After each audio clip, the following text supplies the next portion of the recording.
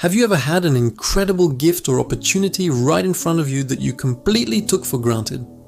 Perhaps it was free access to a world-class library you never visited, or a wise mentor in your life whose advice you consistently ignored.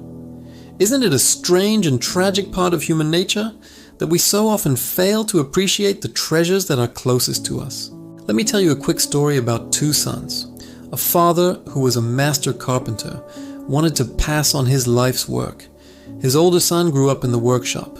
The smell of sawdust and the sound of the hammer were the background music of his entire life. The father's tools and wisdom were always there, available to him every single day.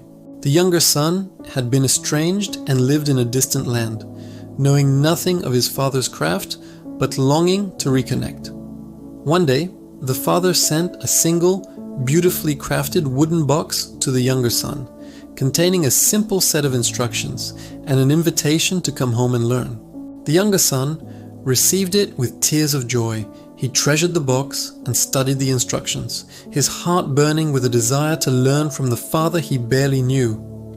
Meanwhile, the older son, surrounded by a workshop full of masterful creations and the living presence of his father, felt no such urgency. The craft had become so familiar to him that it no longer felt special. He saw the tools not as a gift, but as clutter. He heard his father's wisdom not as a treasure, but as background noise. This story gets to the very heart of the sorrowful words Jesus speaks in today's reading. He cries out, "Woe to you, Chorazin! Woe to you, Bethsaida!" These, along with Capernaum, were the towns that were like the older son. They were the workshop where Jesus, the master carpenter of souls, did most of his work. They saw the miracles, heard the teachings, and witnessed the grace of God firsthand. The gift was right in front of them, every single day.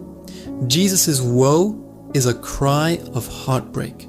He says that if the pagan, wicked cities of Tyre and Sidon, who were like the estranged younger son, had seen even a fraction of what these towns saw, they would have repented with overwhelming gratitude.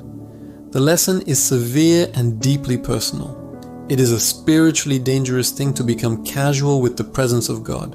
To be given so much truth and to remain unchanged by it is a greater tragedy than to have never been given the truth at all. Many of us live in Capernaum. We have Bibles, churches, and endless resources. The workshop is all around us. The Father's wisdom is constantly available. So here is the question for us today. What truth or grace from God has become so familiar to you that it has become background noise and you are in danger of no longer seeing it as the priceless gift it is?